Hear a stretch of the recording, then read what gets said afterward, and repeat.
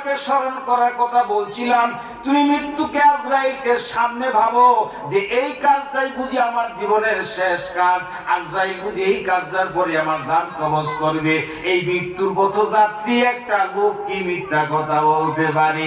মৃত্যুগত যাত্রী একটা লোক কি পরে ঠগাইতে পারে? মৃত্যুগত একটা যাত্রী কি মাপে ওজনে হেরফের করতে পারে? বিচারে অন্যায় করতে পারে কিনা বাবা? এমন খেয়াল অন্তরের ভিতরে তুমি যতক্ষণ না আনবে ততক্ষণ তুমি নিজকে মুসলমান দাবি করতে পারবো না। এই অবস্থায় এরকম ভাবে জীবনটা যদি তুমি তৈরি করতে পারো, আর এই অবস্থায় যদি হাতটা তুমি বাড়াও, আল্লাহ এই মুহূর্তে আমার এইটা দরকার, আল্লাহ কয় বান্দা তুই চাইতে দেরি করস, আমি তোরে দিতে দেরি করবো না, কারণ আমার দিতে কোনো অ্যাসেম্বলি কল করা লাগে না।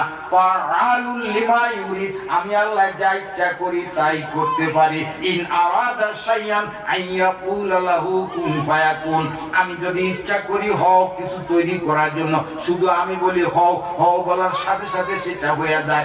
ও বাবা, সুন্দর কথা দিয়ে আকর্ষণ করা যায়, দিলের চিকিৎসা করান, দিলের ভিতরে গাত পড়ে গেছে, এই সাদা দিল না হওয়া পর্যন্ত এই কাদা দিল দিয়া যতই আপনি আল্লাহরে ডাকেন, আপনার ডাক এই সামিয়ানার উপরে যাবে না। মুনাজাতে যতই আপনি কান্দেন, আপনার কান্না, আপনার চোখের পানি আপনার এই জবানের ভিতরে, অন্তরের ভিতরে আসর করে না, অন্তর থেকে আসে না। সত্যিকার ভাবে যদি আপনি আল্লাহকে ভয়ে, আল্লাহর ভয়ে যদি ওই গভীর নিশীথে যখন সব নীরব হয়ে যাবে এবং গভীর রজনীতে যদি আপনি তাই নামাজটা বিছায়া 2 রাকাত নামাজ পড়া যদি নিজের অপরাধের কথাগুলো চোখের সামনে তুইলা ধরেন, আর যদি আল্লাহর কাছে হাতটা তুইলা বলেন, আমার আল্লাহ কয় বান্দা রে তুই আর কি চাস বল।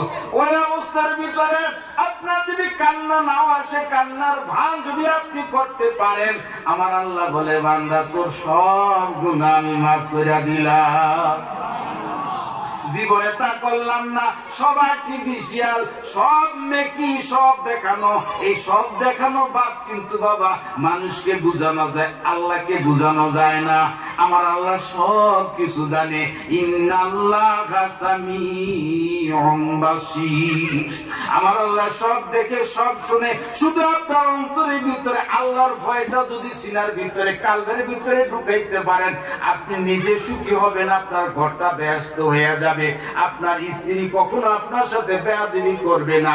আপনার স্ত্রীর অন্তরে যদি এই ভয়টা থাকে, এই মহিলা যদি চিন্তা করে জবাব তো আল্লাহর কাছে আমাকে দিতে হবে, আমার এই রূপ যৌবন তো চিরস্থায়ী না ক্ষণস্থায়ী, এই মহিলা কোনোদিন স্বামীর সাথে বেয়াদবি করবে না, শ্বশুর শাশুড়ির সাথে খারাপ ব্যবহার করবে না, এই মহিলা জীবনে বেপরদা হইয়া নিজেকে এইভাবে ভোগ্যপূর্ণ সামগ্রীর মতন জিনিসকে তৈরি করবে না।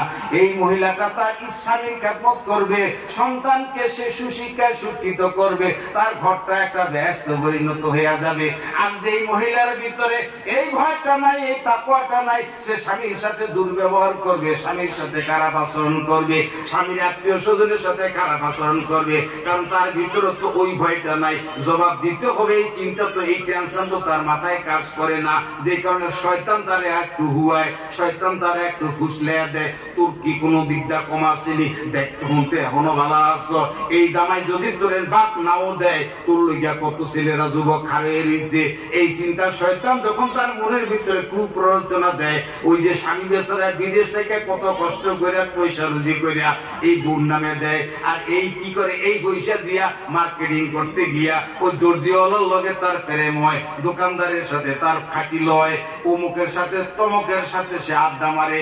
একসময় দেখা যায় তার সারা জীবনের সঞ্চিত অর্থ যা ছিল, সোনা গয়না টাকা পয়সা ব্যাংক ব্যালেন্স সব লইয়া সে উদাও। এরকম হয়নি? হ্যাঁ,